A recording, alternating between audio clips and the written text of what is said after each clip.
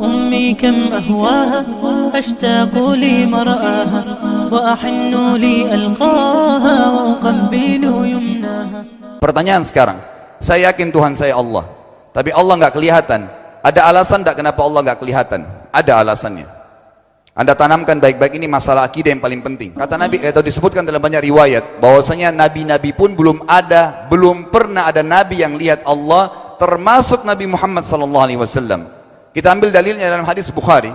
Waktu Nabi SAW pulang dari Isra Mi'raj, jemaah sekalian, Aisyah bertanya radhiyallahu anha, berkata, istri beliau, ya Rasulullah, hal tara rabbak? Apakah anda waktu Mi'raj ke langit, terima perintah sholat, sempat lihat Tuhan anda enggak? Lihat enggak Allah itu bagaimana? Apa jawaban Nabi SAW? Nurun ala nur anna arah. Allah itu cahaya, di atas cahaya, terang sekali. Bagaimana saya bisa melihatnya? Artinya Nabi SAW mengatakan, saya sendiri belum pernah lihat bagaimana itu Allah. Contoh sebelumnya Nabi Musa alaihissalam. Nabi Musa waktu menerima wahyu Taurat itu selama 40 hari turun Taurat lengkap. Al-Quran 23 tahun baru lengkap. Kalau Taurat 40 hari nunggu di gunung Tursina. Tursina sebuah wilayah di Mesir sekarang. Itu banyak gunung-gunung batu, ada satu gunung batu yang tinggi, Nabi Musa nunggu di situ. Setiap hari Jibril datang turunin surah, turunin ayat gitu. Setelah berlalu 37 hari dari 40 hari menunggu Taurat turun, Nabi Musa alaihissalam tiba-tiba bertanya kepada Allah, mengatakan begini dalam Al-Quran, A'udzubillahi minasyaitonir rajim, Rabbi arini anzur ilaik. Wahai Tuhanku, izinkan aku melihatmu. Aku beriman kau ada ya Allah, tapi aku ingin lihat kau bagaimana. Allah menjawab, tidak mau mengecewakan Nabi Musa. Sebagai manusia Allah mengatakan, lan tarani. Perlu anda tahu dalam bahasa Arab jemaah sekalian ada 3 kosakata la, tidak yang berarti tidak. Ada la biasa artinya tidak, ada lam dengan mim, lam artinya tidak pernah, ada lam dengan nun, lan artinya tidak akan pernah. Allah mengatakan apa? Lan tarani, kau tidak akan mampu melihatku wahai Musa. Tapi Allah nggak mau kecewain Musa. Ternyata Musa selama 37 hari jemaah sekalian kagum-kagum melihat gunung-gunung batu di situ. Pergantian siang malam, burung-burung yang terbang, air yang mengalir di lereng-lereng gunung. Lalu dia mengatakan, Allah mengatakan apa? Walakin unzur ilal jabal fa in istaqarra makanahu fasawfa tarani. Coba kamu lihat gunung-gunung batu di sekitarmu hai Musa. Kalau mereka bisa menampung kedatanganku, kata Allah, kau akan bisa melihatku. Apa yang terjadi? Allah lanjutkan, falamma tajalla rabbuhu lil jabal. Waktu Allah baru niat mau datang, belum datang, ja'alahu dakka. Semua gunung batu itu hancur lebur, tidak mampu menampung kedatangan Allah. Wa kharra Musa sa'iqa. Lalu Musa pingsan tiba-tiba. Waktu Nabi Musa bangun, langsung ucapkan kalimat, amantu billah. Saya beriman pada Allah. Berarti fakta lapangan, nabi-nabi aja belum pernah lihat Allah. Masih pertanyaan lagi jemaah sekalian, kenapa Allah nggak bisa kelihatan? Saya akan jawab dan tolong ini jadikan sebagai pegangan hidup. Ini landasan akidah kita. Kata para ulama, karena anda kalau sholat, anda mengucapkan satu kalimat yang merupakan jawabannya. Allahu Akbar. Allah Maha Besar. Akbar adalah siga mubalaghah dalam Islam. Sesuatu yang melampaui batas, Maha Besar.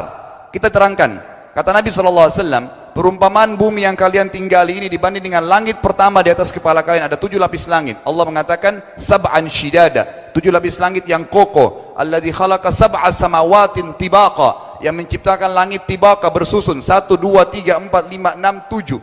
Allah di atas langit ke-7. Kata Nabi SAW, perumpamaan bumi yang kalian tinggalin dibanding dengan langit pertama di atas kepala kalian, ibaratnya seperti cincin yang dibuang di padang pasir.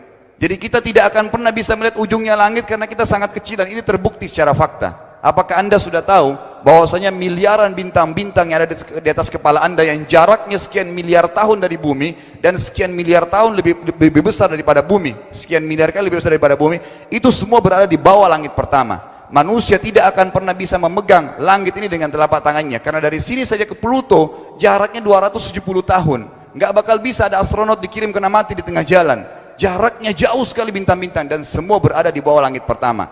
Kata Nabi SAW, di atasnya ada langit kedua besarnya, digabung antara bumi sama langit pertama seperti cincin dibuang di padang pasir. Langit ketiga, 2, 1 dan bumi digabung tiga-tiganya, dimana langit ketiga seperti cincin dibuang di padang pasir, sampai langit ke-7, 5, 6, 4, 3, 2, 1 dan bumi 7 digabung, dibanding langit ke-7 seperti cincin dibuang di padang pasir. Dan langit yang luas ini jemaah sekalian dipenuhi dengan makhluk Allah yang lain namanya malaikat. Dalam hadis Bukhari kata Nabi SAW, waktu saya sedang dimi'rajkan ke langit, tidak ada 4 jari pun ukuran di langit yang luas itu kecuali saya temukan malaikat yang sedang ruku atau sujud, penuh dengan jumlah mereka. Anda tahu malaikat itu ada namanya nama kelompok, seperti Raqib, Atid itu kelompok. Di bawah Raqib banyak miliaran malaikat, di bawah Atid miliaran malaikat. Sama dengan Munkar Nakir, ada memang nama kelompok. Makanya kalau manusia 5 miliar, Raqib Atidnya 10 miliar. Raqib Atidnya 10 miliar. Lalu kata Nabi SAW, di atas langit ketujuh ada Sidratil Muntaha. Besarnya digabung antara 7 lapis langit dan bumi. 8 hanya seperti cincin di bawah di padang pasir. Di atas Sidratil Muntaha ada sebuah lautan yang Allah ciptakan. Lautan itu besarnya digabung antara Sidratil Muntaha, 7 lapis langit dan bumi. 8, 9-9-nya seperti cincin dibuang di padang pasir. Makanya kalau Anda baca Quran, Anda baca ayat wa kana arsyu 'alal ma', singgasana Allah di atas air. Ini maknanya. Air adalah ada lautan. Lalu kata Nabi SAW, arsy-nya Allah di atas lautan itu singgasananya Allah. Besarnya digabung antara lautan, Sidratul Muntaha, 7 lapis langit dan bumi. 10-10-nya hanya seperti cincin dibuang di padang pasir. Anda sudah hafal ayat kursi? Apa artinya? Ayat tanda-tanda kebesaran Allah. Kursi itu artinya bukan tempat duduk, tapi tempat pijakan kaki raja di singgasana. Kalau raja ingin naik singgasananya di pijakan kaki, itu namanya kursi. Kita baca apa? Wasi'a kursiyuhu as-samawati wal ard.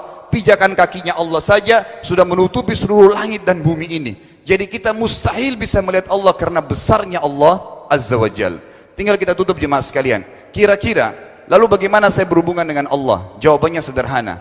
Anda lingkari namanya Allah, ini Tuhan kita. Yang menyembah selain Allah kafir, yang mempartisipasikan Allah dengan makhluknya, masih sembah berhala, kuburan, jimat, namanya syirik. Dua-dua nggak boleh. Untuk berhubungan dengan Allah yang tidak kelihatan dengan mata kita ini, tapi kita bisa rasakan keberadaannya, cuman satu cara. Di bawahnya lingkarin ibadah. Salat, puasa, zakat, haji, takziah, ziarah kubur, semua ini adalah rangkaian ibadah untuk berhubungan dengan Allah. Semua ibadah ini jemaah sekalian harus seperti yang Allah mau, bukan yang Anda mau. Ini penting.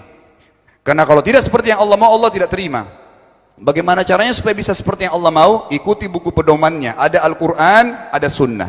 Yang beribadah keluar dari 2 pedoman wahyu ini tidak akan diterima oleh Allah. Seperti Anda kalau kerja di perusahaan, pimpinan perusahaan kasih peraturan, Senin pakai baju kuning, Selasa baju hijau, Rabu pakai baju hitam. Datang jam 7, keluar jam 5 sore. Ternyata Anda tidak. Hari Senin Anda pakai baju yang hari Rabu, datangnya jam 9, keluar jam 2 siang, dikeluarkan oleh pimpinan atasannya. Itu baru peraturan manusia. Bagaimana dengan peraturan Allah Azza wa Jal? Maka kita simpulkan semua jemaah sekalian adalah, yakinlah Tuhan Anda Allah ada, satu-satunya Tuhan. Kalau Anda sedang sakit, yang ciptakan Anda Allah, yang ciptakan penyakit Allah, yang menciptakan kesembuhannya Allah. Kalau kita sedang musibah sama, kalau kita sudah senang juga sama. Semoga Allah SWT menjadikan kita orang-orang yang senantiasa beriman padanya, dan juga selalu berteguh dalam keimanan tersebut serta mengikuti syariat. أمي كم أهواها أشتاق لمرآها وأحن لي ألقاها وأقبل يمناها